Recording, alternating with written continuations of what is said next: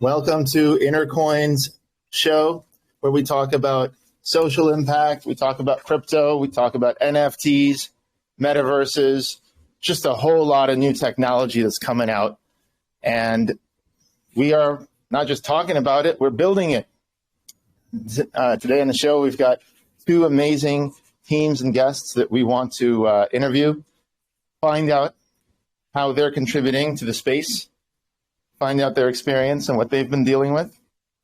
And so, Stacy, I'd love to have you start it off. Tell us about the show today. Okay. So everyone, welcome to the Intercoin show. My name's Stacy Brown. My job with Intercoin is to build the community. Brief introduction of Intercoin. Basically, we are a tech company. We build decentralized products for absolutely any type of community. Just one of the reasons that we host the show, amongst many, is we want to get insight from guests that have communities. As we build products to assist communities with growth, efficiency, collaboration. So we want to know what we can do to build better products, how we can help communities.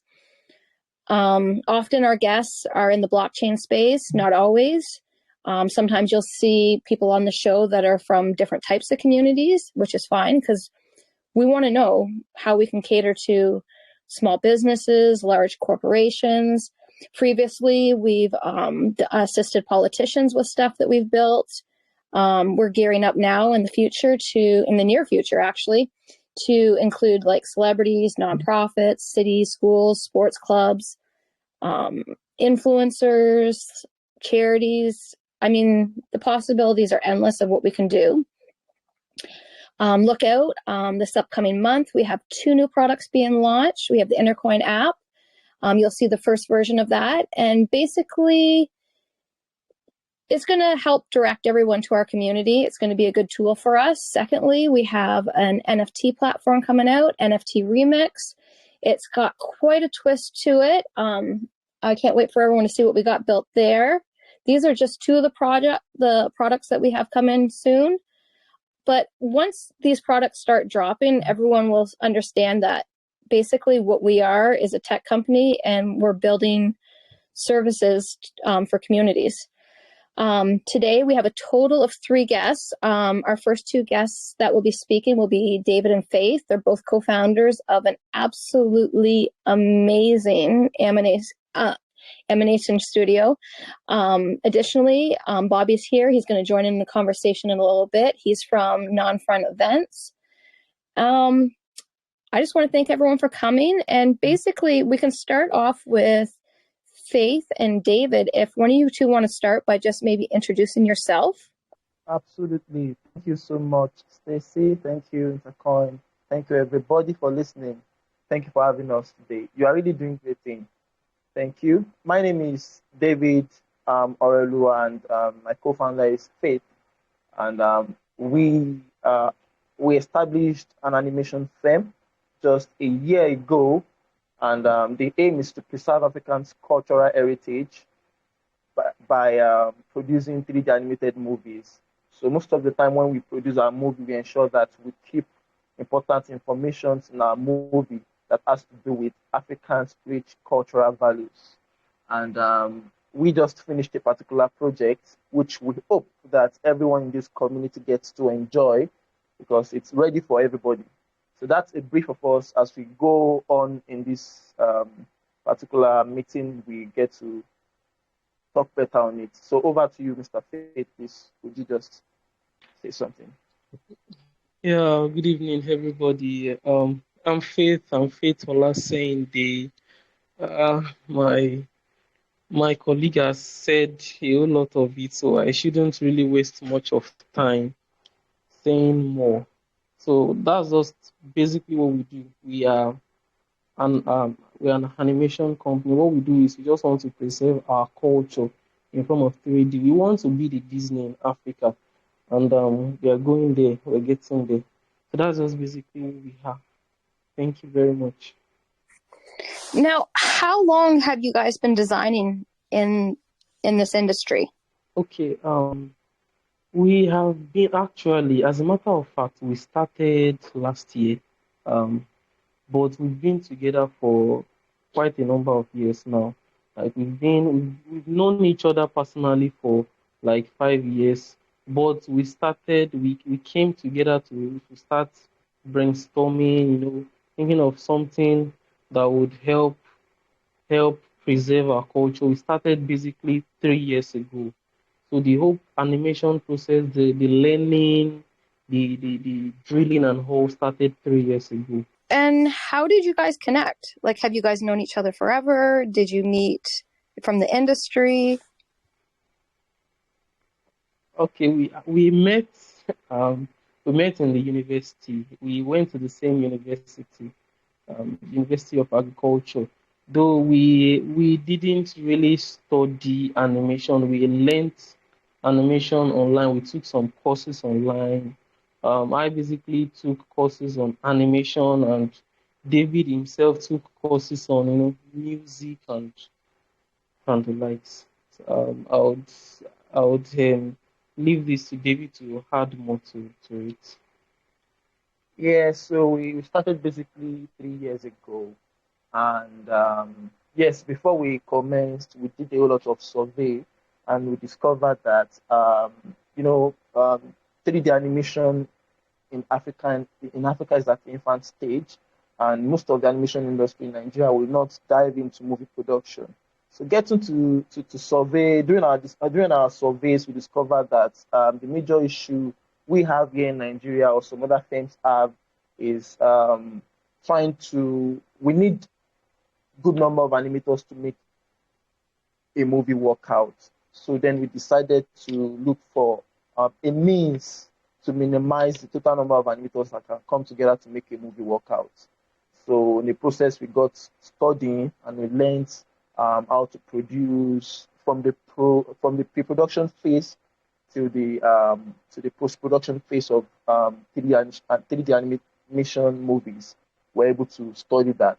So then about last year, we decided to settle and do something that will make social impact and for Nigeria, for Africa, and for the world at large. Very interesting. Now, the project that you are highlighting right now, Yes. you have that on the blockchain? Not yet, but we intend doing that.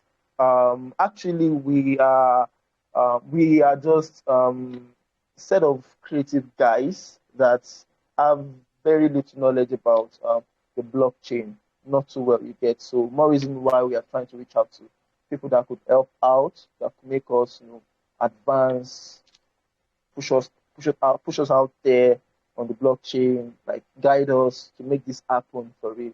So more reason why we are here in the community. Okay, so do you guys have any previous experience with blockchain or anything like that?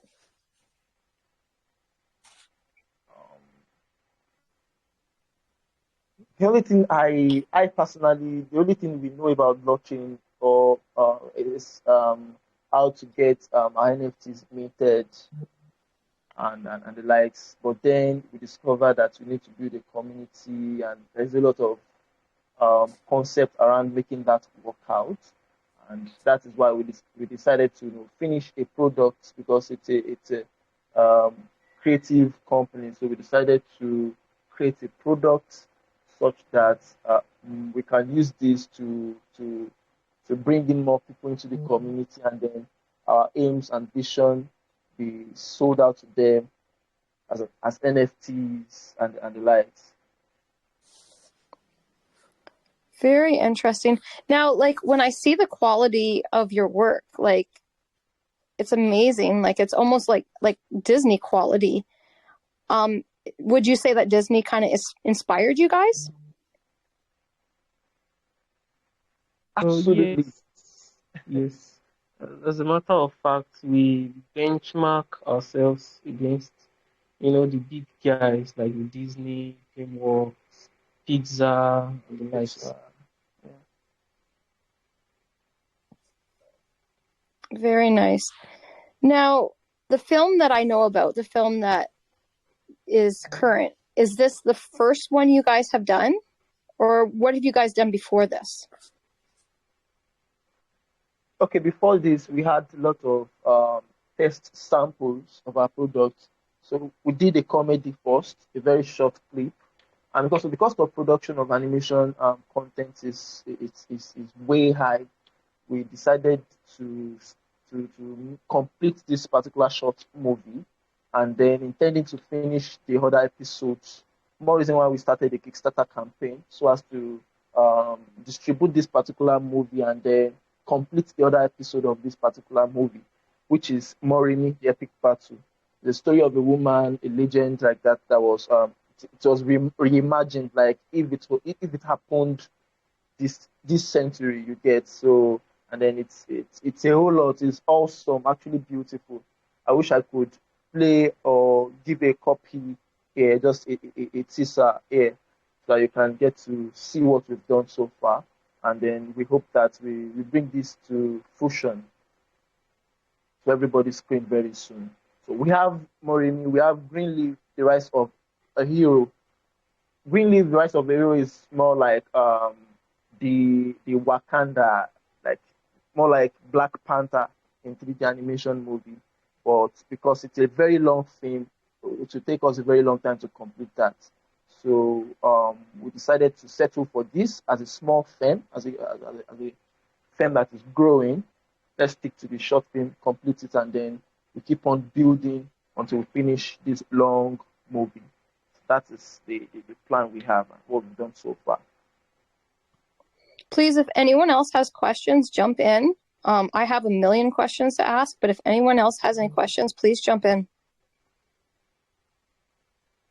Tell us about your Kickstarter and what you're looking to do about that.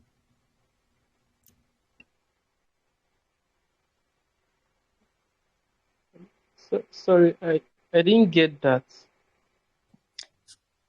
Your Kickstarter. Did you want to speak about that? Okay, yes. Kickstarter is for those that might not know, Kickstarter is a platform that allows crowdfunding for people with creative ideas. So we launched a campaign for Moremi. Moremi is a short film that is set. In fact, we've done the physical premiere here. We did it Friday last week, and it was awesome. People really enjoyed it, and we thought that it would be nice to have people outside, people not around here, people outside this country.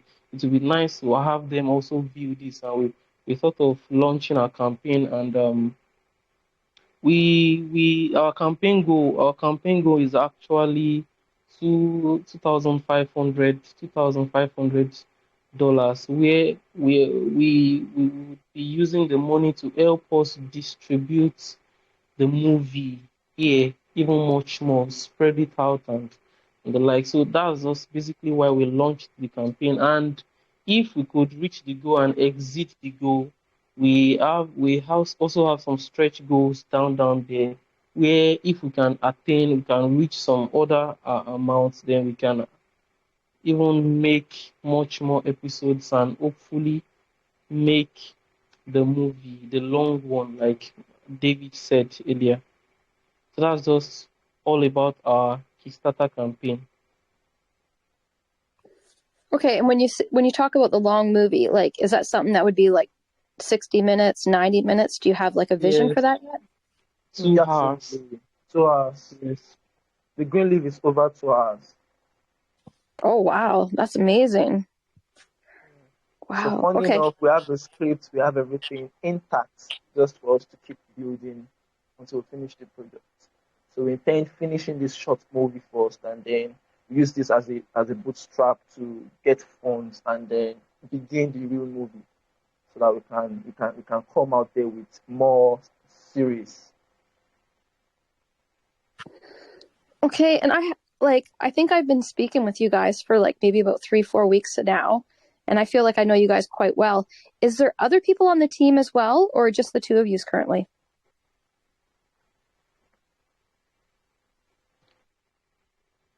We are quite much. We are much, not just the two of us. We have so many groups. We have those that are in the administrative department. We have guys in the creative department. We have guys that work on stories. We have guys that do the research and all. We are quite much. We are not just these two. Is there any women on the team? Yes, Absolutely. yes, yes.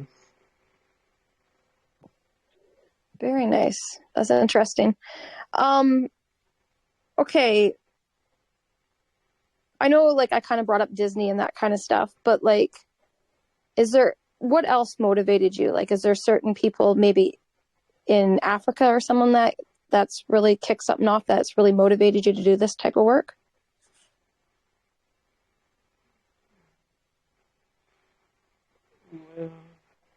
Well, well, what motivated us to do this actually is the fact that um, our culture, our culture, our culture gradually is dying. People don't really see the value in it that much.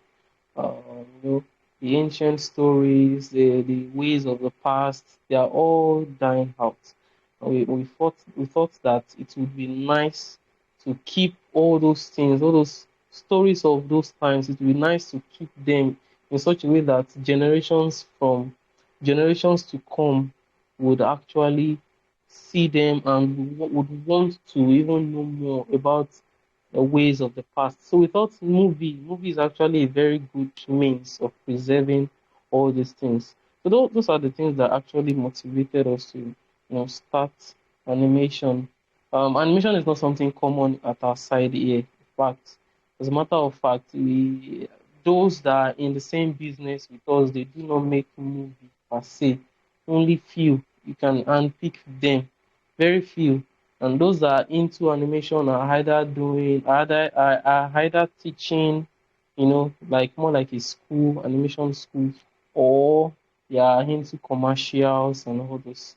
So they are not actually into movie making. So um what motivated us was basically the fact that our culture gradually is dying. And we thought movie would be very nice, and not just a movie, because we have companies that do movie here, but then not just movie, animation, very rare. We thought animation would be a unique way to preserve, since animation is actually the future. There isn't any movie, any foreign movie that they do now that does not have animation in one form or the other. Animation is actually the future of movie production. So we thought it would be very nice for us to fill in that gap even right from now. Okay, when I see like your guys post on LinkedIn and that kind of stuff, and I see like how much engagement you guys get and how much everyone loves your work, can you talk a little bit like about what you guys have done to build your community? Would you just say it's the work that you've done, or would you say you have people help with marketing? What did you do with that?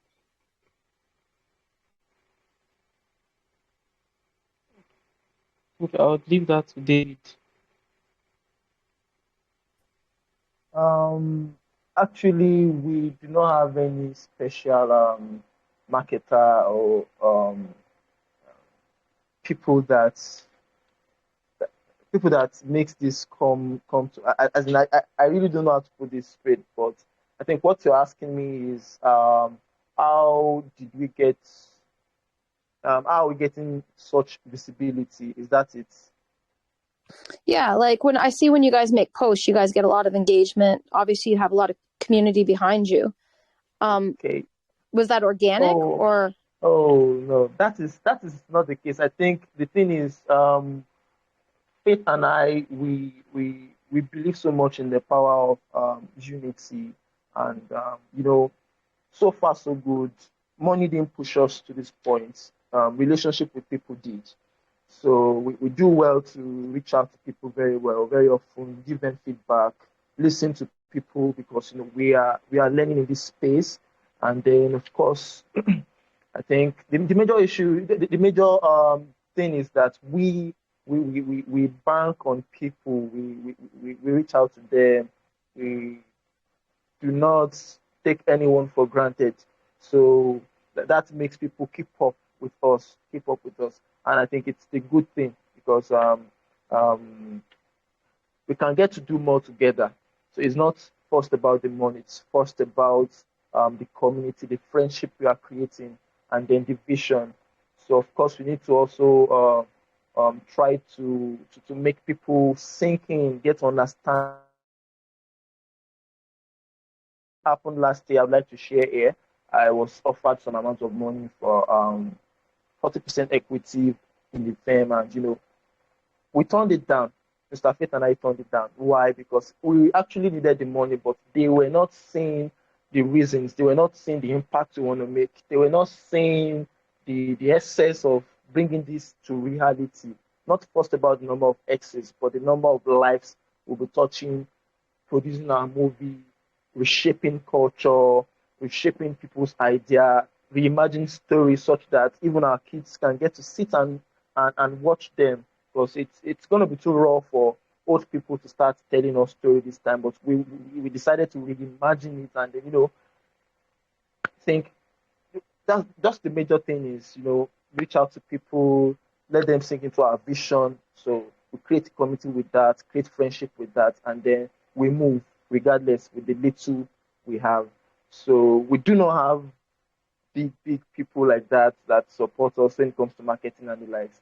The likes of Brian, Jeremiah, and Jared, Stacy, you've been awesome too. So we have people like that really they listen to us, they guide us, and of course we are ready to to follow the right path to making this reality. Okay, have you, I don't know if you can do this or not, but have you measured where your audience is? Is your audience a mix of all over the world, or would you say a lot of your audience is more so African? Of course, it's around the world. It's around the world. Yeah, the audience is around the world, even for both young and old. Everybody, the content is rich enough to satisfy everyone around the world. Stories are rich, the research are quality. Of course, they are imagined in such a way that they are fit for this era. You understand? So it means there's a bit of VFX in it, a bit of new stuffs in it to make it stand the test of time. So it's something for the globe. Okay, and a little bit earlier we spoke about your film, the full film being 2 hours. What would it take for that to be produced? What do you guys have to accomplish? What do you guys have to raise to actually make that happen? The current budget we have is about $237,000 US, and that will do a Disney World standard at our end. You understand that? Of course, it should be expensive than that, but the co-founder and I, as we have this technique we developed to ensure that we can produce some quality stuffs. We can produce quality stuffs at a cheaper rate, so that we don't get to so that we are not stuck in the middle of the way. So I think about $237,000 US is the budget to complete Greenleaf, the Rise of the Hero. Very nice.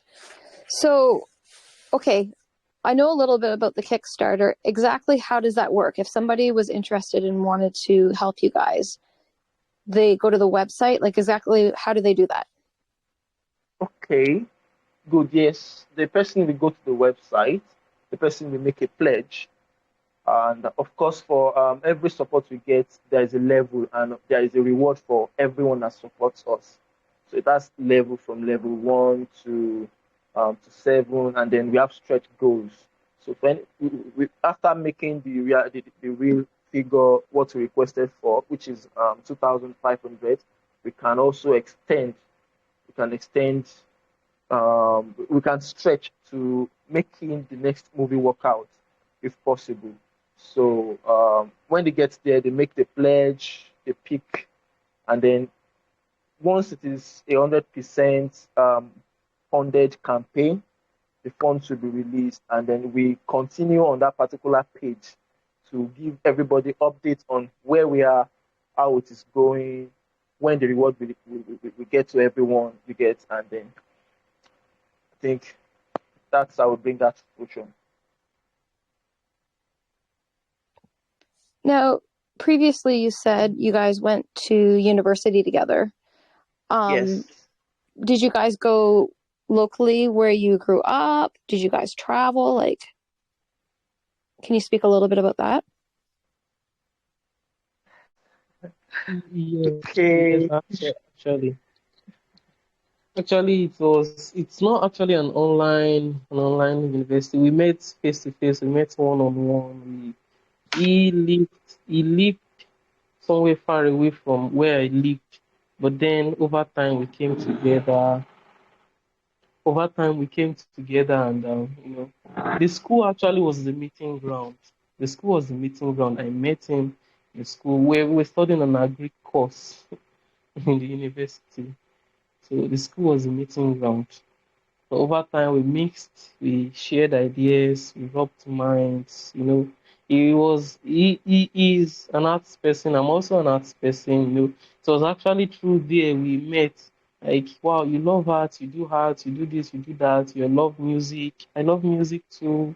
I do this kind of art, and we thought of doing something great together. That was the school was our meeting ground. The school was our meeting ground. Now, anyone else that's on the team now, are they also people that you guys have met at school?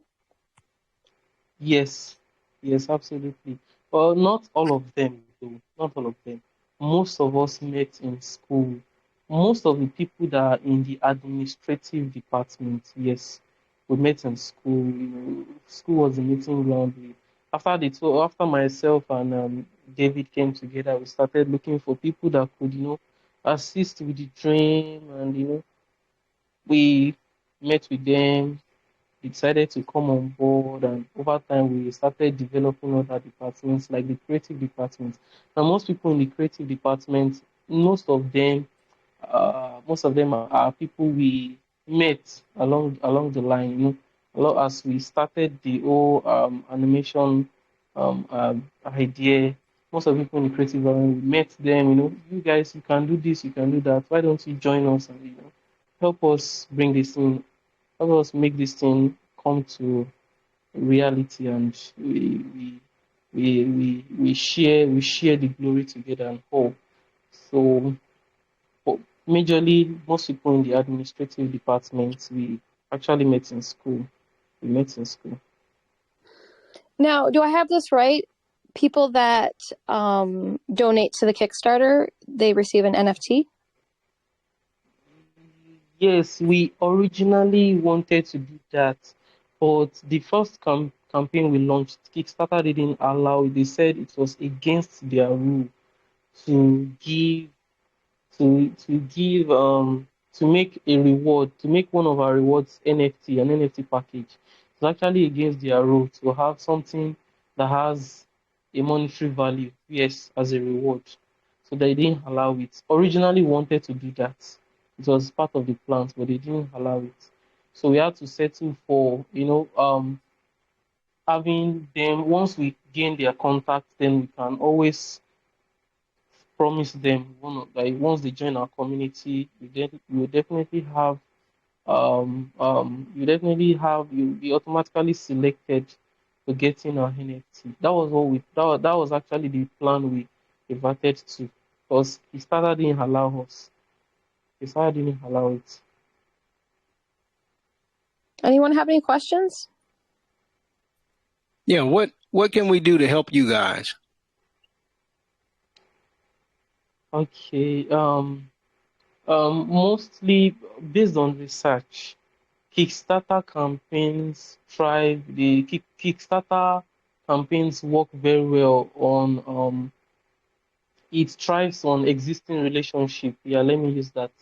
it would be very, it wouldn't really, you as a person, if I have not met with you, or probably have not had an existing relationship with you somehow, probably through chatting and all, you might find it hard to want to help my idea, because we did some ads, yes, sponsored ads, but it didn't work actually.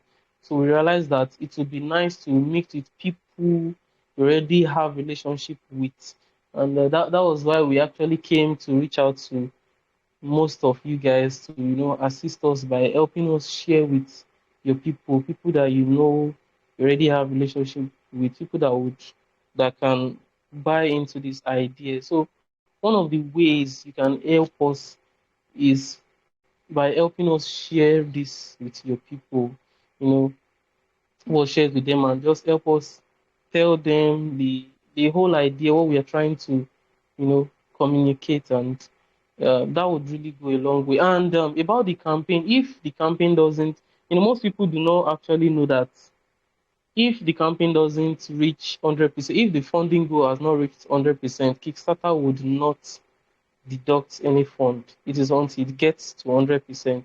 So, most people are like, "Oh, I do not have it yet, and let me not pledge yet." All those kind of things.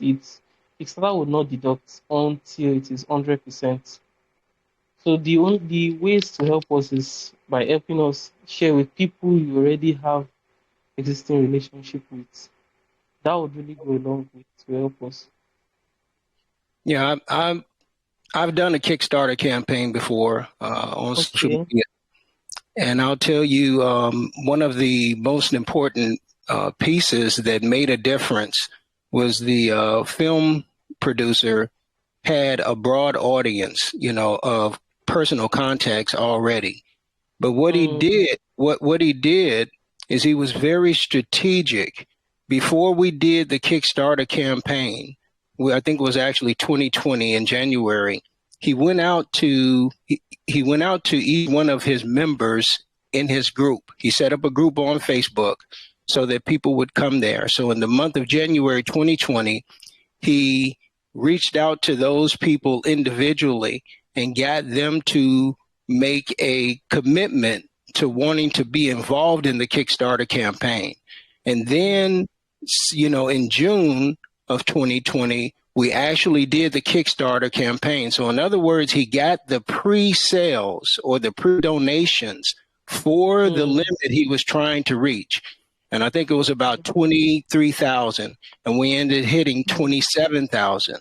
All right. But it was because of his strategy. So what I would tell you is that the next time you run the Kickstarter campaign, get people to make a commitment in advance. It's not really a promise, but a commitment that they will, help you by giving a donation, and let them set the limit, of course, of where they want to contribute, but get them to make that commitment early. So even people in your country and in your community, your local community, you can have them make a small commitment or whatever the commitment is. Our commitment was real low, barrier of entry. You could, do $1. I mean, it was that low.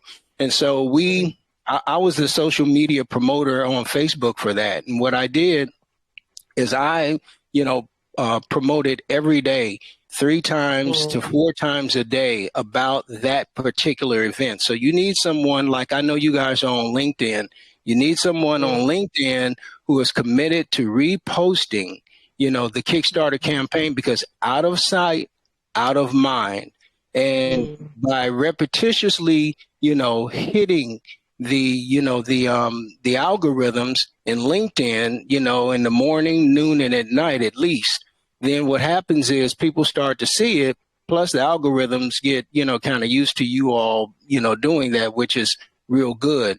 And the other thing I would say is that you just need to galvanize or build the relationships there locally in your community and get them to commit to it first, because those are the people that you know personally. So they should be the ones who would be most involved with, that particular thing. But I'll tell you the truth. I could go to Facebook right now and set up a campaign and just on Facebook without the Kickstarter and hit the amount that you all are trying to raise, just because I have leverage, just because people already know me, and just because, I've done this before and people know my reputation. So I'm just, sharing with you, those are really, what I just shared are really important strategies to making your Kickstarter work. Our film producer is a gentleman who has a large, varied experience in the music industry and everywhere else. So he came to the game already having a very, reverse engineering quality about creating the strategy. So when you get ready to do it in the future, really back into how you're going to get the pre-commitment before you get started. Okay, but what I'll do today is I'll go on my Facebook and I'll set a promotion for $2,700, and I'll attempt to raise money for you, even though the people don't know you, because they know me and they know my reputation. We will get some donations, for that particular, thing that I do for you guys today. But I'm just telling you that, having an audience that's really familiar with you and developing relationships, that requires, really being involved, online, because you can't do it any other way. I mean, you can take the offline relationships and bring them online, but most of the time it's because you know people on a very personable level and you're always interacting. So I hope that can help you guys. Wow. Yes, absolutely. Absolutely. Thank you so much for this. I think it's very, very important. I noted all these points, and I'm so glad you mentioned, you nailed it. Thank you so much. Thank you so much. You're welcome, my brother. Yeah, you're welcome. We'll improve on that. So one other thing is, we also seek that we are able to exhibit our product in any film festival that is around you. Could always come down there to premiere it anywhere out of the country too. Thank you so much. You're so helpful to everyone. Thanks for speaking and sharing that with them. Does anyone else have any questions or anything they want to go over? Anybody? Did you have something else to say? I didn't mean to cut you off. Oh, you're all good. Would you all be willing to, offer something of value? Like I said, if I take this to Facebook and, promote it with my audience, is there some way in which they could, possibly get, I could use a asset of some type, or, a benefit of some type that you all could make available to the people who donated? Because I can get on there, like I said, and do a fundraiser for you all for that same amount. And because Facebook, the way it works is when I do those promotions, so even if I don't hit 2,700, Facebook is still going to release the money to me, but they normally do it about 7 to 10 days out from each donation. So, if they trickle in over a couple of days, you don't get your money all at once. And then, of course, if they donated the money, they would donate the money to me unless, you have someone on Facebook, then I could actually set it up so that it goes to your bank account, where you are. I'd prefer to do that, but I've done it both ways. I've had situations where I've raised money, for people personally. The money came to my bank account and then I had to transfer it to them. But I would prefer, if you all have someone on Facebook, then what I could do is, set it up that, the money comes to you all directly. Would prefer that it comes to you, please. Just, we do not have anybody on Facebook currently. Same as Mr. Faith. Or Mr. Faith, do you have somebody? No. I was also going to say it should, and with the fact that it is in your name, the relationship is already there, so it will be much more easy. Yeah, without a doubt. But I still think on the back end of the platform, it allows you to be able to set the donation to come to you. You see what I'm saying? So that even though I'm the face of the fundraiser, helping people there on Facebook get involved in what you're doing and participate, you can still set it so that, you could put your own bank account number on there so it comes to your bank account. You see what I'm saying? Okay. If that's the case, I actually know someone that will be able to assist with that. I know someone. Yeah, so let's talk about it off of here. You can reach out to me on LinkedIn. I know I'm friends with both David and you, Faith. So either one of you can reach out to me, and we can move to get that started. Thank you very, very much. Thank you. No problem, brother. I just want to see you guys succeed, and I think you have some great stuff, to succeed on. You just need someone who has, a little bit more understanding strategic wise and business wise. I happen to be an artist too, but I also have a very strong business background, so that gives me a lot of the details and specificities that are required in order to really make the business arm of this work, because you guys got a great concept. But again, if you're trying to attempt to raise money online, you got to have relationships, and you got to have really, strong marketing hooks in order to be able to get people to follow you. Wow. Thank you very much, sir. You're welcome. Is there anything else you want to share? Oh, sorry, I didn't mean to cut you off. Meeting, would reach out to you, and for the assets we might be willing to give out to whoever is assisting us, is contributing to the success of this. We will communicate that to you. And thank you so much. You're welcome. Thank you, guys. Do you guys want to close with anything? Is there anything you want to share, or have you reached out everything that you wanted to talk about? Yes. Basically, you've asked us a lot of questions and you've touched everything. So I'm going to close on this note. I would like to appreciate you all for having us. Thank you for this opportunity. We've learned a lot. We've learned a whole lot today. Thank you. Thank you so much. Thanks for the opportunity, and we hope to do great things together. Go ahead. Yes. So we hope to do great things together with time.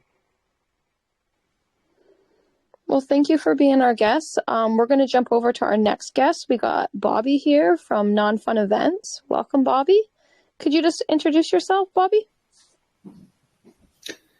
Hey, thanks for the introduction. I appreciate it, Stacey. I'm really grateful for the invitation here. I'm Bobby Kunta from Non-Fungible Events, and we are doing several exciting things that I'm eager to share with you guys here today. So I did not realize we can have a screen share going here, so you can actually see my screen right now. Huh. Oh, I see. You're scrolling through my LinkedIn right now. I sent your stuff over to Greg. So if there's something in particular that you want up there, maybe I didn't send it, let us know. I sent over your website, your socials. Yeah, anytime you want to bring up anything, we're here. This is what we do. And rather than seeing our faces, you see this, so people know what we're talking about. Yeah, cool. All right. Well, this is my first time doing Telegram like this, and I didn't know I can send you some supporting visual aids here. Not sure what I can use here. Maybe I can send you. Can I? God, I feel like we're recording and I'm still preparing. Hey, thanks for the folks who are here with us and joining. Can I send something over to you, Greg? Absolutely. How do I do that? You can paste it in the chat, in the Intercoin chat, and I'll pick it up and I'll put it in the browser. Hey, cool. Thanks, everybody, for hanging out and holding on for a moment here. I'm Bobby Kunta. Nonfun.events is our website, and I'm going to share something here so that we can get a little bit of some supporting visuals since we have that ability to do so. Oh, I can't send a link. No links are allowed in the Intercoin community. Oh, that's right. Send it to me privately in that case. Send message. Bam.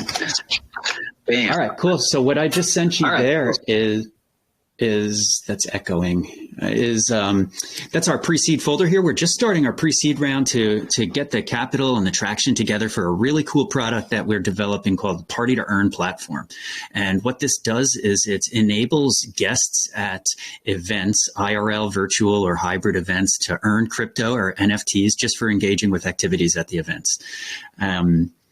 It really closes the value loop for event promoters by enabling their guests to be, well, incentivizing their guests to interact with everything that's happening at the event. So sponsors, underwriters, vendors, performers, all of these people will really benefit because what's offered is kind of a compensation for their engagement, So this is great for experiential marketers who want to offer their native crypto or NFT for these emerging companies who are trying to tokenize their communities or their brands, and they're hosting events to do it.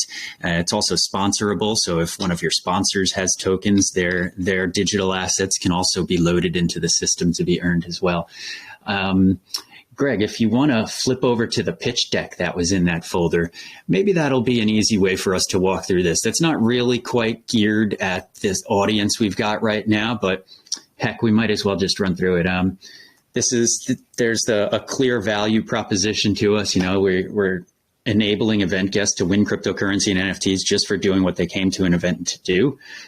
When you look at the market, you can see pretty clearly that event promoters and planners are looking for immersive, tech-forward experiences to offer to their event guests. I think most of us at this point, many more people every day in the world, let's say, are seeking to memories more than they are things. And the things that we do acquire in the world are mostly more digital assets than they are physical goods.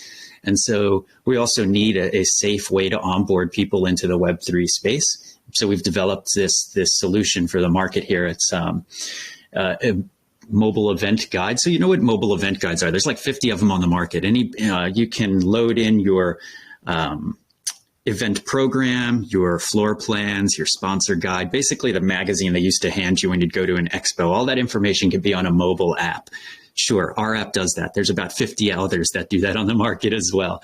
The difference is this one is a simple, safe, fully gamified platform that enables the users to win crypto and NFTs. They skip down to the next slide. You're doing so great here, Greg. It's like you're moving right with my flow.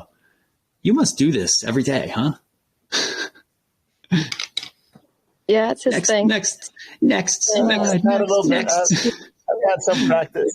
Yeah, it's that thing you hold in your hand. That's fine. Yep. So the product that is the market solution here that we're working towards developing is called the Party to Earn mobile app. It'll be offered as a subscription-based platform as a service. And basically event guests, they're the end of the line users of the tool, can move around an event, whether it's in physical or virtual space, and they can scan QR codes at first. Future iterations of the IRL app will be place-based GPS technology.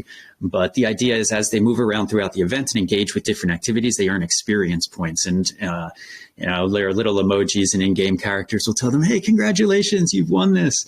And those experience points accumulate and you level up both within events and across events over time. So if you're using this app at multiple events, you can actually build upon the game that you had last time. And I say the game because we're trying to make the experience as much of a game as possible. So they earn these experience points at the event, and then they can sign onto the website and translate those experience points into whatever digital assets that the subscriber, which is the event promoter or planner, loaded into the system. And this could be whatever their native crypto is, their NFTs. It could be coupons, it could be digital redemption codes for some kind of physical merchandise at the event. Could be anything like that. Let's skip down to the next slide here. There's a little mock-up there of what the mobile app should be looking like. This really is relevant to any kind of event. So, live, hybrid, virtual. We are operating on the cusp of several incredibly exciting industries, including music, sports, fashion, esports, and gaming. And Web3, metaverse, everything. This doesn't just appeal to the Web3 and metaverse crowd, though. That might seem like the lowest hanging fruits, but the fact is an app like this could be used at anything from like a bar mitzvah to a bachelor party, or from a convention to a concert. And it's a safe, simple way to onboard new people into Web3. Skip slide.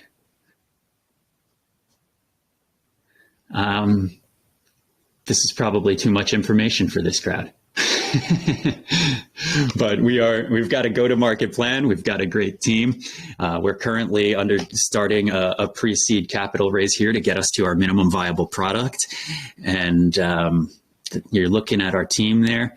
Let's skip down a couple of slides and I'll talk about the ecosystem. There's a really cool map down there. Next one. Yeah, there you go. That all those dots connected. So the larger ecosystem that we're working towards, and that this platform as a service kind of fits into, will be interesting to the folks who are listening or watching here who maybe aren't event planners. Like what is non-fund doing that's relevant to them? We consider we have three pillars really to our ecosystem: the experiences that we're creating ourselves and that we're enabling and empowering from other event promoters, whether they're IRL or virtual; the community that we're building, not just ours, but the other communities that we're going to be able to support with the tools and events that we're hosting; and the NFTs, which are an integral part really of our experiences, our community, and the way that we're building out this ecosystem. So we have land in the sandbox game where we'll be building out virtual experiences for holders of the non-fund friends NFTs. So nonfund.events/friends is the website for the non-fungible friends, and they mint on May 21st is when the first minting opens, and it'll be open in 4 different phases through July. I encourage folks to go check that out, nonfund.events/friends. Those NFTs will have utility in real life, in game, and they'll have governance utilities within the non-fund DAO as we decentralize in the years ahead. So as far as the utility goes, we tried to check all of the boxes and then put that on top of some really cool art as well. So that's the non-fund friends.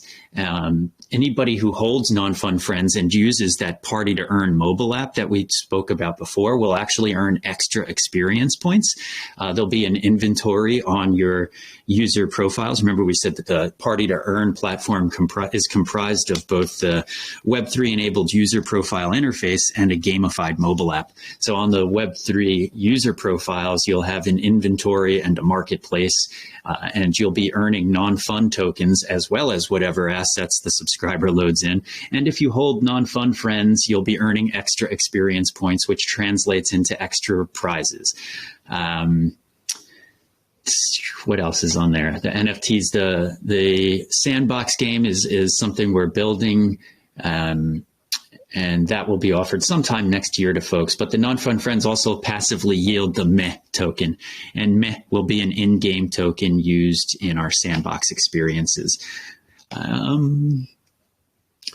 Trying to connect the dots there. That EAAS up there coming off of experiences is experiences as a service, and that is our event production services, basically. So if there's a company that's based out of Africa or Asia or Europe, they're coming to North America for an NFT convention. NFT NYC is coming up. If there's a company in Europe who wants to show their community 4 hours of unforgettable time at a New York City venue, and they don't have the personnel to plan or execute such an event, or they don't know New York City, we can make that happen with a tech forward immersive event that really is something that's fulfills their vision and that their communities won't forget. So I think that's it. I'm done with my monologue here. That was my really long elevator pitch. It's like we rode the elevator up and down a few times, and and hopefully we're all non-fun friends now.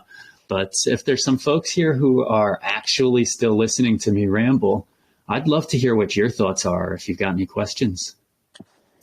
I have never seen anything like this before. Like, do you guys have a competitor? Yeah, that's a great question. You could go up a few slides. Can you go up 2 slides there to that chart? Yep. So there is no direct crypto-based competition for this platform as a service, but there are other platforms out there who offer some of the same baseline features that we will offer. And those include the things, like I said, that other event management or event apps have, like, I can't read that tiny thing there, but, customizable branding, interactive floor plan mapping, the event program can be loaded in. There's registration and check-in management tools. There's a social networking feature in it so that guests at the event can message each other. There's live polls and surveys of the guests, live interactive games and trivias that's loaded into it. There's virtual prizes for those interactive games.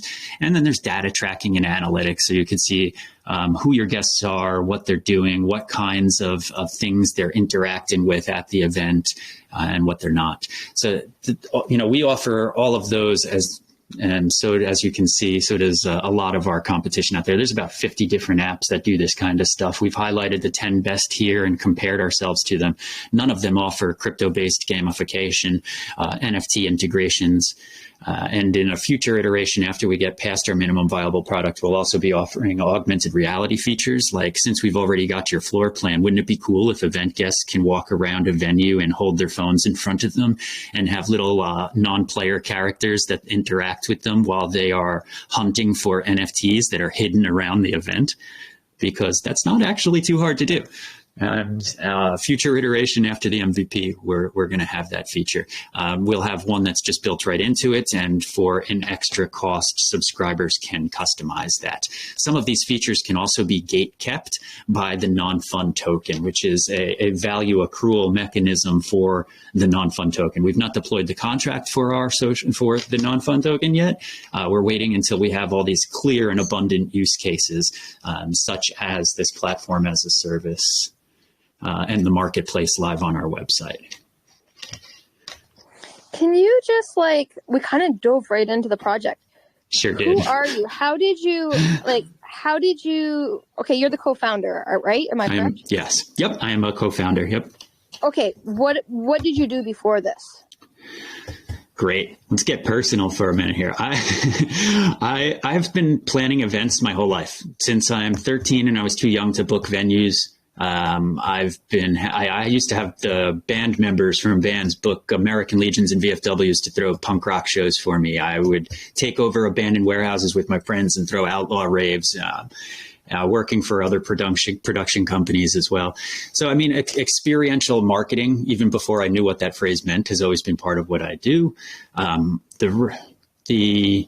Let's see, I could say I'm a trained botanist. I used to teach botany at university, made a really hard pivot into Web3 and gaming last year when we founded this company. And we founded this company to host live events in the Web3 space. And then we came to this not as tech developers. I don't have a tech background. And at this point, I identify as a non-tech founder because we organically came to a tool that's going to help us.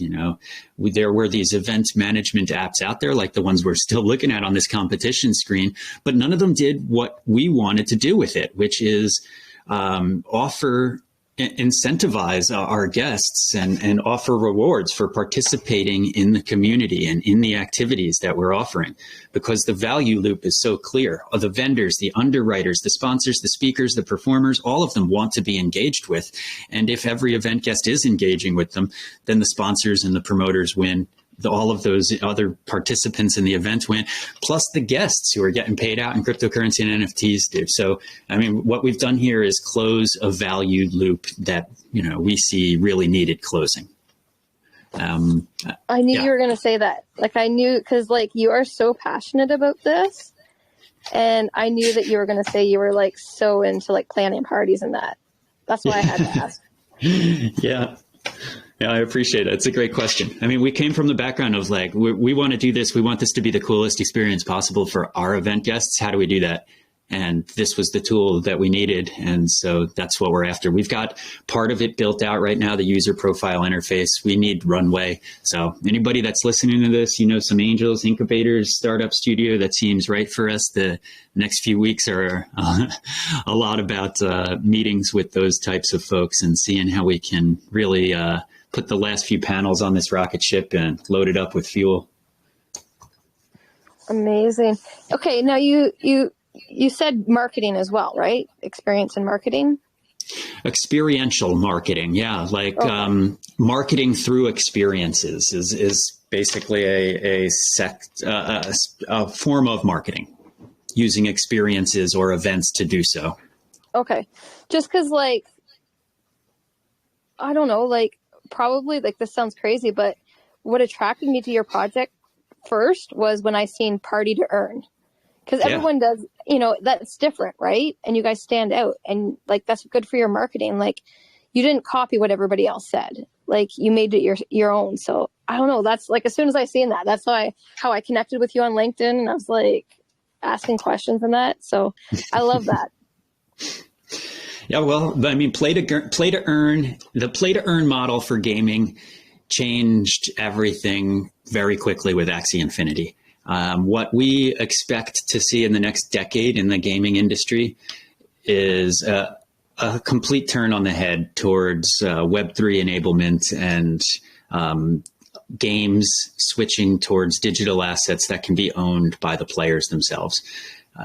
I think gamers are sick of dropping in a ton of money into games that they don't own the assets of. And if you can own those assets, and if the tokens you were getting paid out in game was actual cryptocurrency, that appeals to really everybody. We all love playing. It's like human instinct to play. I mean, we're born, that's how we learn. It's like our earliest learning is done through play, and we continue to learn through playing our whole lives. I mean, I guess that word just gets stigmatized as we grow up. We're not supposed to play. We're just supposed to work. But we all love playing, and, you know, we all love earning too, right? So I would also reckon to say a lot of us like to party.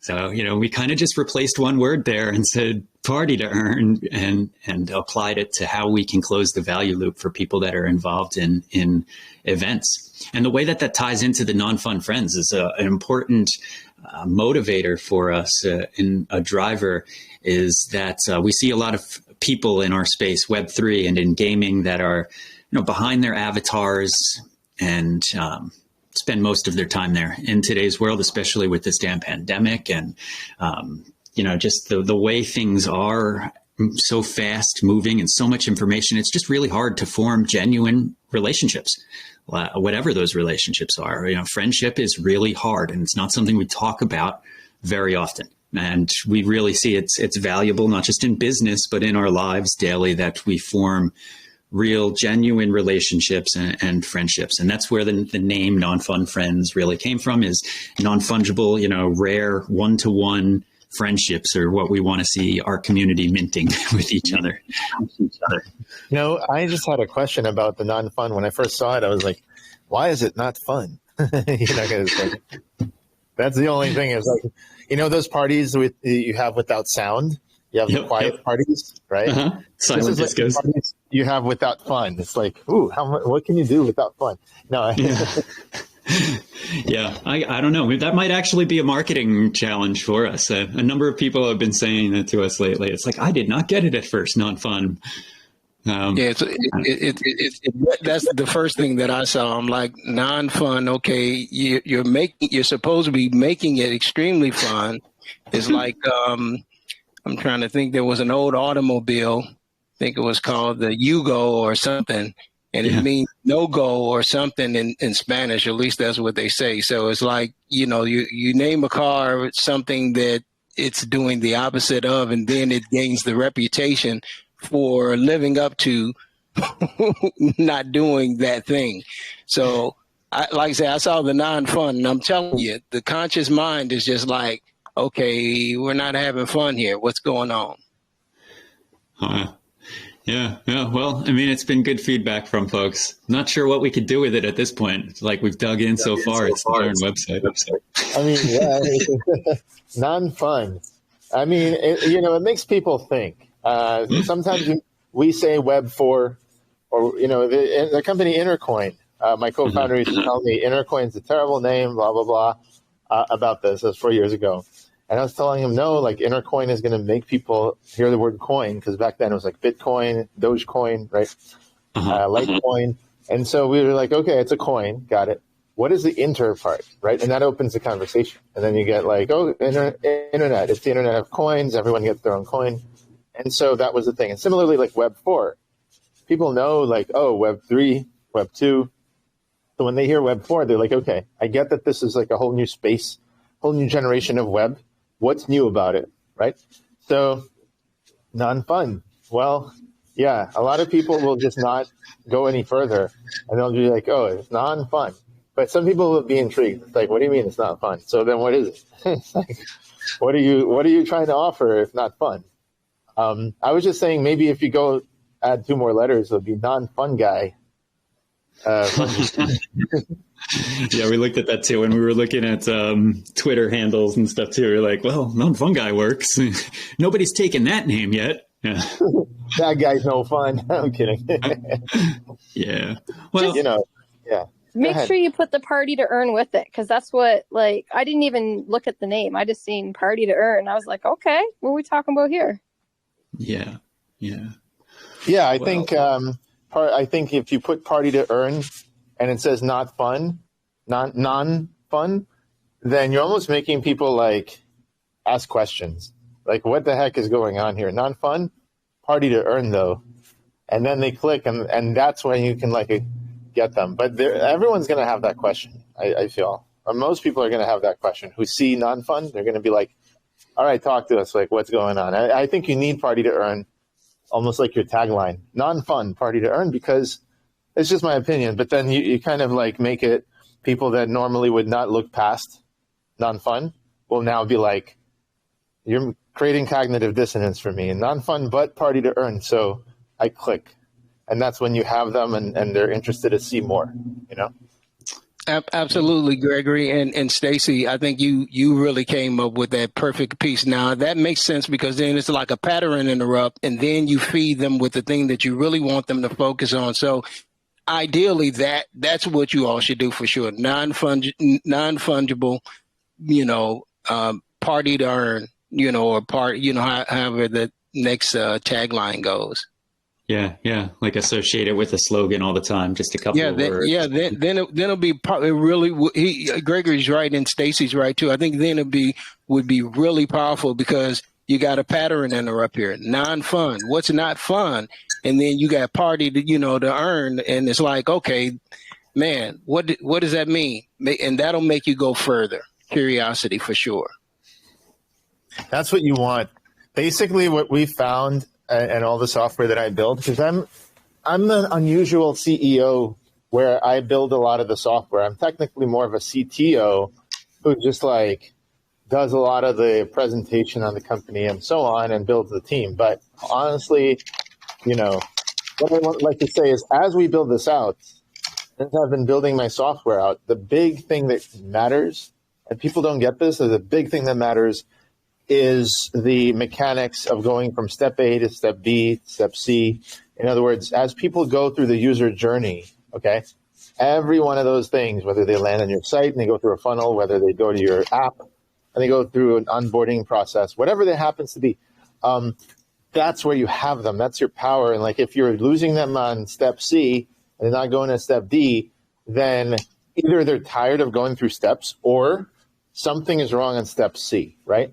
So almost always, like, if your company is able to solve steps A, B, C, like tighten it up, the conversion from A to B, B to C, so on.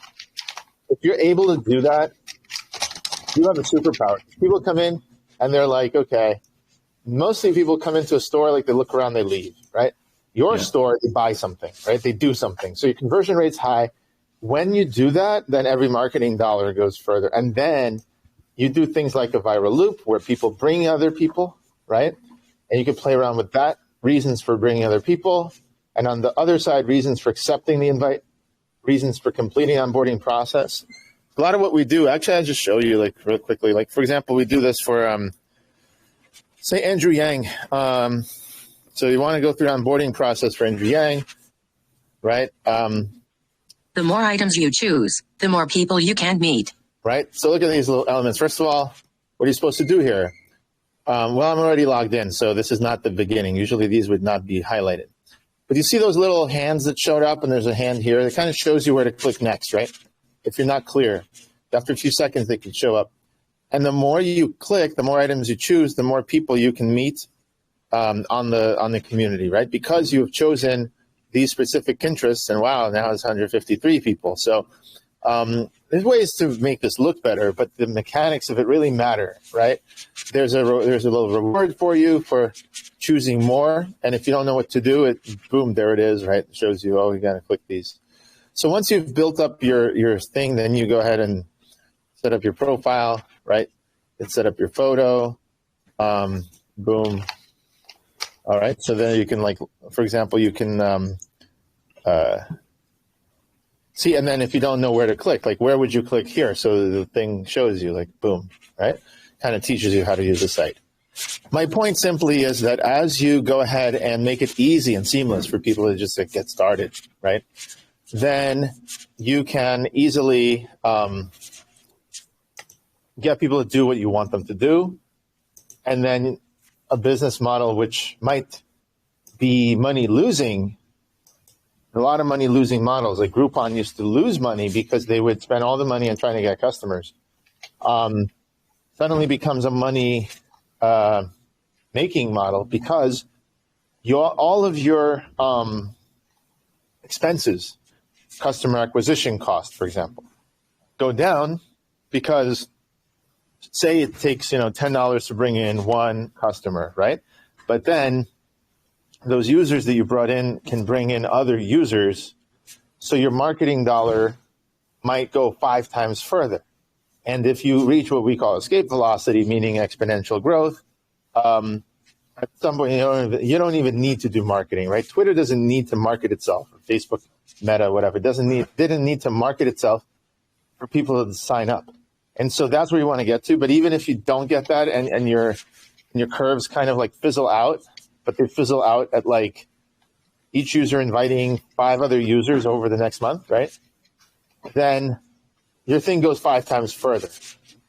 And so that's basically what it's all about. It's about, if you guys can do that. So my point is, if you go to non-fun, right, you go to this, and that cognitive dissonance of, non-fun, that you could use that. But anyway, you go through this. Yeah. User profiles coming soon. So you gotta, it's basically like, you gotta see what people are doing. You constantly gotta be like testing. What are they gonna click on, right? What are they gonna do? And I think it's very, very important because this is your opportunity to get them. They're here, right? They're here. So rather than just having them look at stuff, what if you could show them the other users that have already signed up, right? Create like sort of, peer pressure, right? Oh, these guys have signed up. That could be your friends, right? That could be whatever. Oh, look, there's testimonials. Oh, would you like to record a testimonial? Oh, whoops, you haven't even get started yet. Go through these steps, and then you got to tell them what the steps are, right? Maybe, I'm just thinking out loud, you could have like a NFT that you give people for going through steps, right? So they begin by discovering your site, and after they discover your site, they plan an event or they attend an event. But either way, you give them NFT every time they unlock this new level, right? And so this way they can have those NFTs. They can see how many other people have those NFTs. And then they finally get to a point where they feel, oh, I get to record some kind of my own experience, right?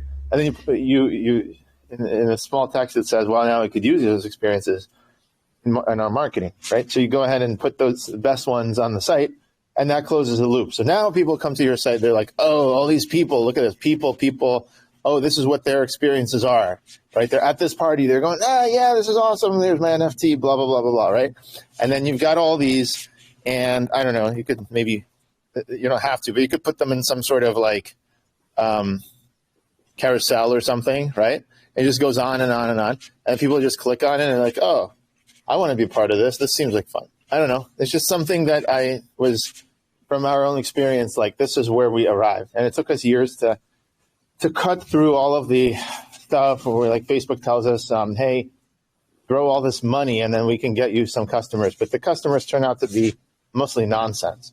Just people try to sell us services rather than signing up. So there you go. So that's basically what I would say you could do. Make it social, make it peer pressure, and what people say, like testimonial, you know? Yeah, that's all really great feedback. I took notes. Nice. What has your focus been to build your community so big? Are you asking Greg or I? No, you. You guys. How long have you guys been around? We started with just Axie Retreat about 15 months ago, planning that, and I mean, we've got like 96,000 followers or so on that account. I think that's largely due to the momentum that Axie Infinity experienced at the end of last year. And, you know, in our Discord, we've got around 2,000 people. I wouldn't say that I feel like there's a lot of room to not just grow the size of the community, but the level of engagement, the quality of the interaction. So, you know, definitely anybody here, you know, hop into the Discord, stimulate it. We're looking to grow our team and our community. And that means that giving people positions and roles and ways to be involved meaningfully. So, you know, if you're listening to this, you go check out our Discord, you go check out our socials, the white paper, and you're interested. You know, we're looking for people to join the team. As we've got an ambassador program. We're also, you know, we've got bigger seats at the table too. I mean, if people have skill sets and are interested in lending them towards what we're doing. So always, if people are passionate here, get in touch. That's how we grow the community. Great accomplishments for such a short period of time. Amazing. Yeah, I appreciate that. It feels like there's so much ahead of us here still. So, you know, if you're listening to this, go check out nonfun.events/friends. That NFT collection is going to take utility to the next level. If you enjoy partying, you enjoy earning, you enjoy NFT communities, if you like gaming, and if you're into decentralization of our space, you'll have governance rights with that. You'll get access to play in the non-fun sandbox game, and you'll get perks at our events and the events of our collaborators. So you can't really go wrong. Oh, last thing I just wanted to say just occurred to me. What if you make it so that it's non-fun, but you keep making it like this? So it makes the fun stand out.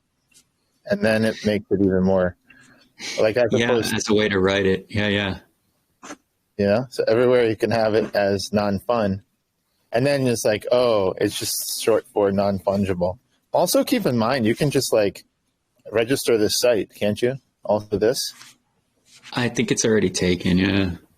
Oh, well, let's see where it goes. Okay, some live experiments. For like a new project, was there a hurdle that you can kind of share to like maybe somebody else not have the same type of problem? Is there something that really stood out that you feel like we should have done this differently? You know, probably if we had just come right into this knowing what party to earn was and just started with that, we'd have saved ourselves time and money and a lot of stress. But we came at it from the event planning perspective and then identified a gap, a problem, and then sought to solve it.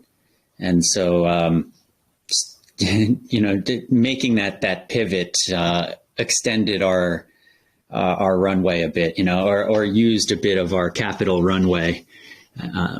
So I guess, you know, I'd say if somebody is interested in starting a venture, a new business in this space, it might seem like obvious common sense, but knowing exactly what you're doing, what you want to do, having your goals in mind from the beginning would be incredibly valuable.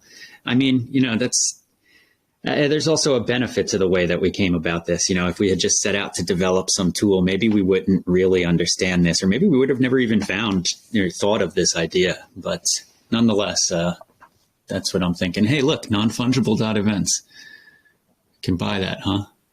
Well, it's not that you can buy that. It's like GoDaddy always, for any domain, offers that you can engage someone to try to reach out to these people. The problem is, when you try to reach out to these people, I've already looked at, everything's redacted for privacy. So good luck trying to reach out.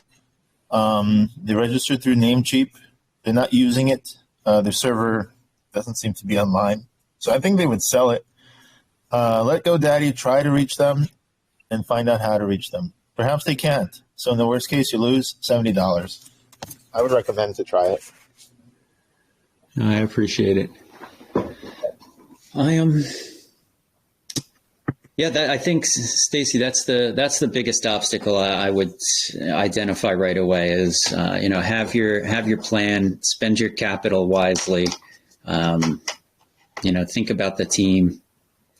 I think a lot of people in this space right now don't realize they've started businesses, frankly. Everybody thinks they've just got like an NFT project, or that's what the word they use is a project. People don't realize even that they're entrepreneurs. It's like this new generation of Web3 entrepreneurs don't even realize that they're small business owners. So that's what I would suggest to people in this space is, realize that you are starting a business, you're building a brand. It's more than just a project. I'm growing more and more of a little pet peeve with that word every day. Well, you know what? I think that's entirely the case. There's a lot of people who were never in business. They were never really business people. They were artists. And, you have to hustle as an artist. I know that because I grew up playing piano concerts, and to get your next concert, or book your next gig, right? There's all this hustling. I went to Manhattan School of Music. I went to Juilliard for piano, and then I never wound up doing anything with it. There's a lot of people who graduate from Juilliard even who end up being piano teachers. And while that's cool, everybody wants their kids to learn something. We just made a study, music helps develop IQ or something like this. I can't find it right now, but there's a new study that came out. Anyways, so people, but the thing is, you got to hustle. And so a lot of the artists are hustling. I've seen people sell their CDs on the street, right? That's like a form of NFT. But the thing is, they're not running a real business. And so, one thing we did, Stacy could tell you, Intercoin, is we want to connect the artists with famous brands like Marvel Cinematic Universe or Harry Potter universe, right? Or Disney, Winnie the Pooh universe, whatever. And so you can use those characters and be able to actually, get those. Oh, sorry, Bobby. I think your mic is hot micing. I was just going to say that NFT Remix is coming out later this month. It's going to help these artists create a business because what does it take? Well, if you're not famous, if you're famous, you're pretty good. You've got it made, right? But the people who are not famous, what do they want? Well, they could have famous IP, which is Marvel Cinematic Universe characters or whatever. Imagine if you're just starting out in a school, right? You have graphic design school or animation studio, and you're like, okay, I'm over here all the way in this other country. I have no connections. I have no way to I hope I make it. Well, one way to make it is go on NFT Remix and animate something that a company wants to see, right? And on the other hand, the companies would actually go ahead and they would, what brands don't know how to use their IP. They have all these things sitting on the shelf, right? All these shows, all these things. And they've got a fan base, and this fan base wants to see more stuff. They don't need to see necessarily the next season of the same show. They could see, there's so much. There's Matrix, animated series. There's different takes. There's Marvel What If series that recently came out.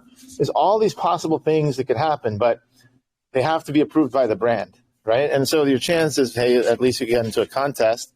Maybe 100 artists can be featured in a collection, and then all the marketing, everything is done by the brand, and the artist benefits and becomes, well known. So it's kind of like building, like you don't know how to build a business, but at least you know how to do art. You just put it up there, focus on what you're good at, and we'll help you to like hook you up with, you know, your big break if you can. So it's just something, because we saw the same thing. It's like people are artists, but so they don't think of it as a business. They think of it as a hustle, and that's it, you know? Sure. Yeah, it makes perfect sense. I think we can just further empower them by maybe letting them realize that they're doing something bigger than just a hustle. At least some of them. Yeah, that's the other thing. On the other end of it, I don't understand how these giant, famous artists are like painting a circle or a square, and then they're getting like all this money, right? I wonder, like, about the dynamics behind that. Yeah, it's a lot about who you know. That's the way it works. You know the right person, and they put that circle and square into the right gallery. Next thing you know, your circle and square is earning you some S's with lines through it. I'm thinking of dollar signs. I don't know. I've never used that. Community, that's what it is. That's what we're all about. So that's what communities is about. And NFTs is now the same way. Like, I'm going to go right now to OpenSea, and what's selling right now? What's the top things, right? It's pretty cool stuff, right? It's pretty good stuff. But top collections over the last 7 days. Some of this, I'm sure, is kind of crappy. Oh, I guess I should have held Ethereum name service. How much are they cost? Oh, I see. These are NFTs. Yeah, you don't know what ENS are? Okay, these are domains are the original NFTs, by the way, right? Domain names, like you wanted to buy a domain name from that guy right now. So NFT domain names is like a big thing, right? But I was just thinking, where's this top NFTs? OK Bears. What is this? Let's see. All right, it's decent. But I'm just saying, like, it's on Solana too. It's got a llama? It's on Solana. Oh, it's on Solana. Yes.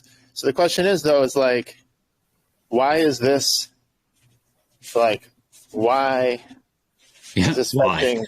Yeah, that is the question. Right?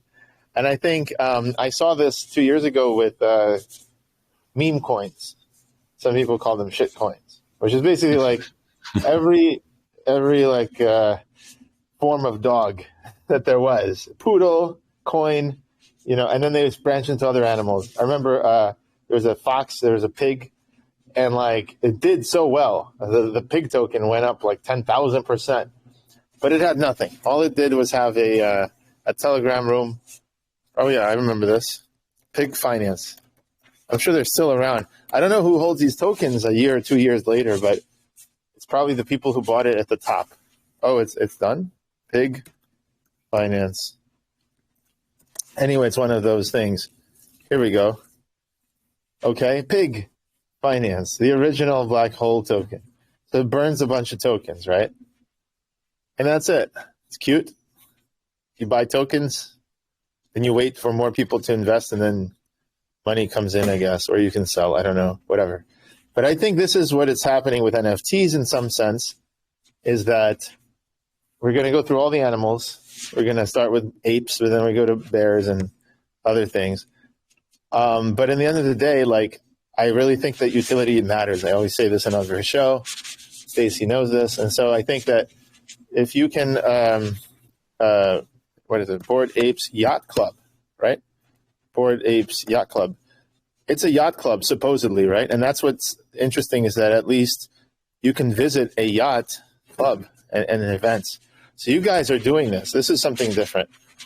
You guys are doing that, right? You guys are all about like having fun, partying, and then you earn more by actually showing up, right? I think that could be really cool, because you guys are also built in promoting not just community, but fun. And if you make a party fun, people say that you were the life of the party, and maybe you can get more.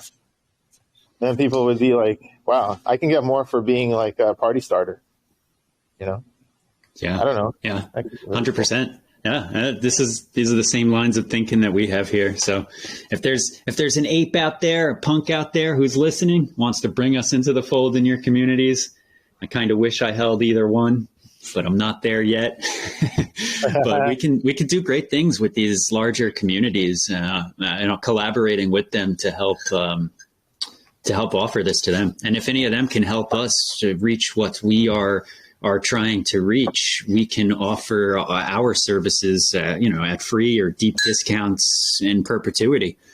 That's part of what this fundraising stage is about for us. Is we're looking for, not just the angel investors who can make this work for us to realize the party to earn platform, but if there's partners out there, that's a way that we would prefer to go. People who are interested in picking up governance partnerships with us in our future DAO and helping to fund the development of this technology in a way that we can just offer value to them in perpetuity using this tech, Let me ask you this also. I think this would be really cool to know for our listeners. There's so much going on now with metaverse and virtual events, right? So it's like you can, before virtual events, just want to ask, do you do any sort of booking of venues for real world events? Like, do you envision that, or do you have any connections to sort of reuse the same venue for different parties? Sure.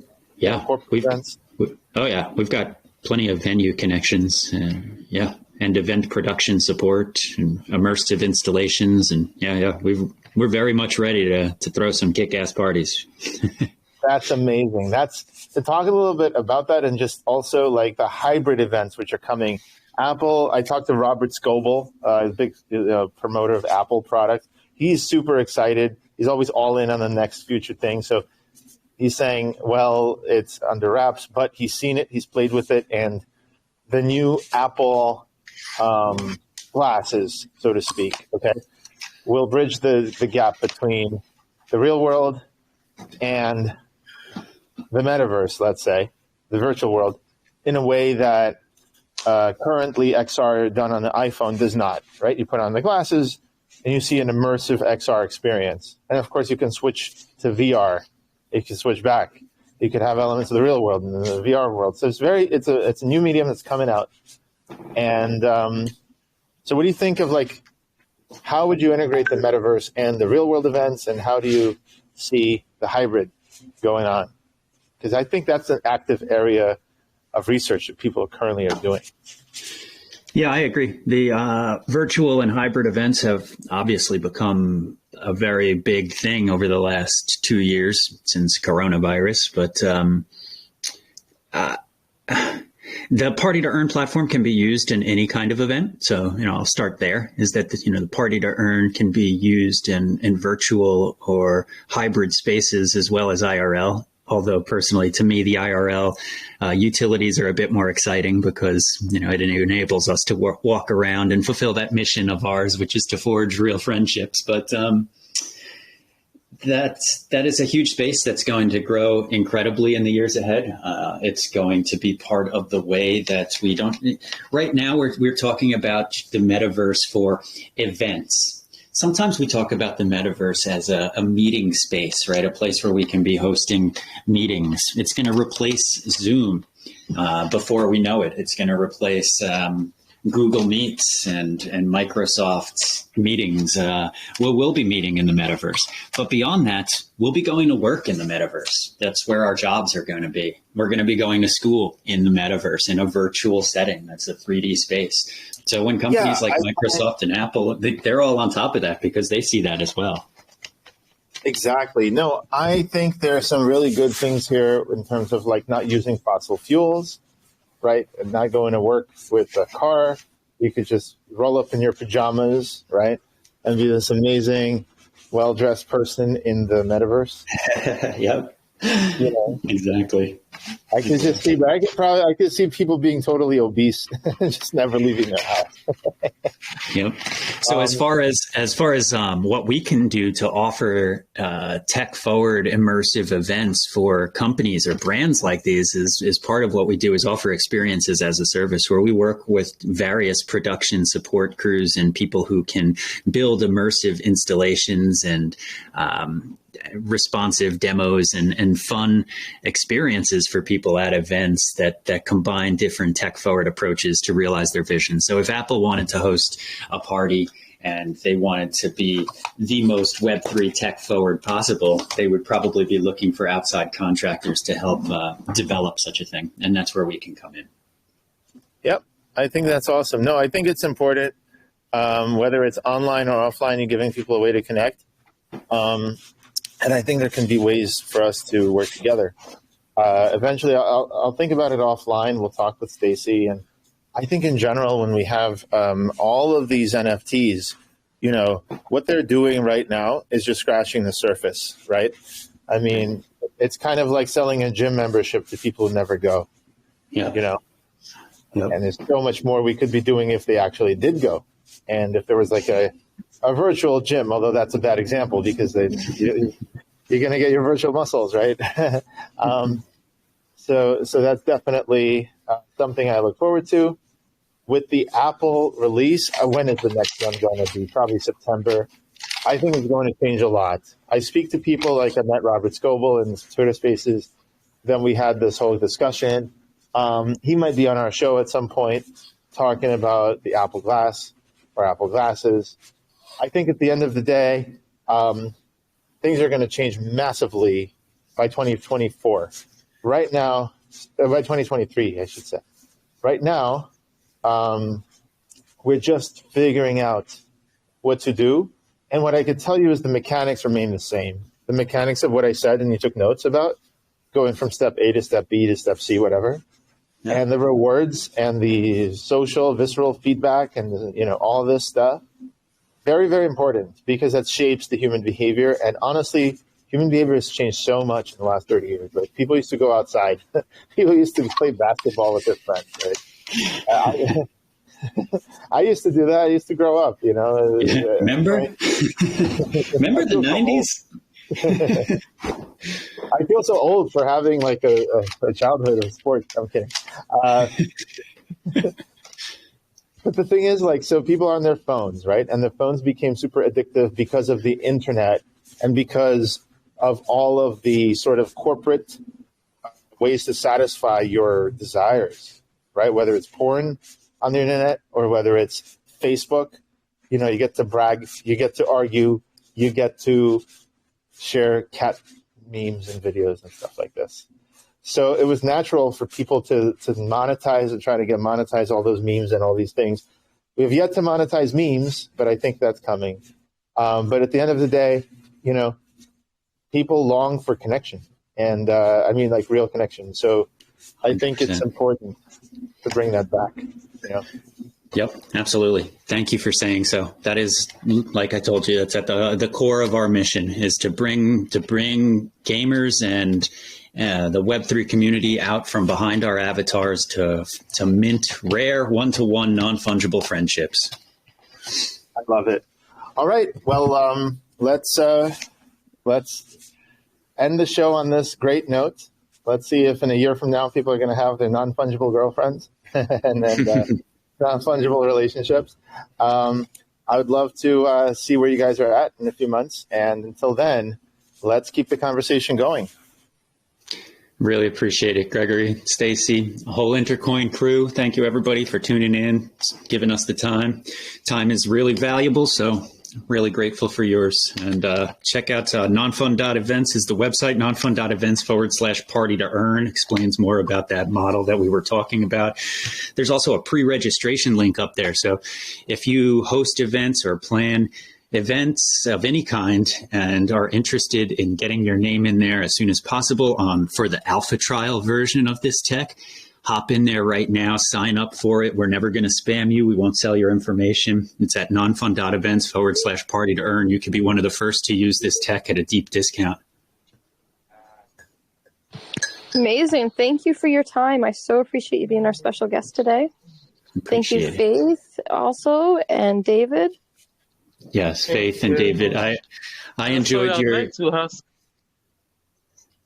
I'd like to. Sorry, Faith and David. I just wanted to tell you guys, I enjoyed the beginning and the end of your presentation. I had to hop off in the middle for a call, but really, really like what you're doing as well. Thank you very much. And yours is actually quite great. I've been here all the while. So we would like to ask, is there any way we can help Intercoin, or I don't know, as I'm going to as an send you a animation link. If step? you could join our community forum, that's where we kind of Okay. all stay connected after the show. I'll send you guys a Okay. link. That would be great if we could all, talk there. No problem. No problem. Thank you very much. You as well, Bobby. We want to definitely keep in contact with you. If I can send you a link to our community forum, that would be amazing as well. Yeah, sure. Where is that? Is that the page you guys are on right now? Community.intercoin.org? Yes. And Cool. we just speak about whatever's going on, keep the conversation going, whatever's going on in the industry. Yep, You can sure kind of thing. share your ideas and what you got going on. People can comment. You can, direct people to what you guys are doing. Very cool. Appreciate it. Thank you for this opportunity. It's been great chatting with you guys. And everyone, if you want to continue the conversation, join the Intercoin forum, just community.intercoin.org. It's growing every time we have a show. We have our guests usually join afterwards. And if people have questions for you who weren't on this Telegram, we're going to, be, as your show gets shown over the next weeks and months, it would be nice if people ask you questions and you were able to respond to them. So definitely, if you guys want to hop on, this would be the best place. Cool. Yep. All right, everyone. Thank you, and see you next week.